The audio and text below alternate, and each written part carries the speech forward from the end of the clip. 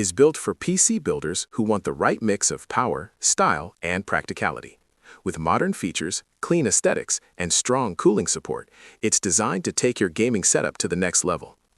The Foifkin F600 offers a high-performance chassis with a stunning 270-degree panoramic tempered glass panel that really puts your components in RGB lighting on display. It comes with 6 pre-installed ARGB reverse fans that not only look good, but also move plenty of air while staying quiet thanks to dynamic speed control.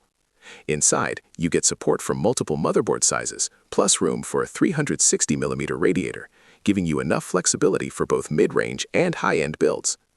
Handy features like USB Type-C and a tool-free hinged glass panel make upgrades and maintenance much easier. With its bold design, solid airflow, and user-friendly layout, the F600 definitely stands out for anyone building a stylish gaming PC. However, one user pointed out a noticeable issue. All 7 of the included fans are daisy-chained into a single PWM header. This puts too much load on the header and causes the fan speeds to pulse constantly.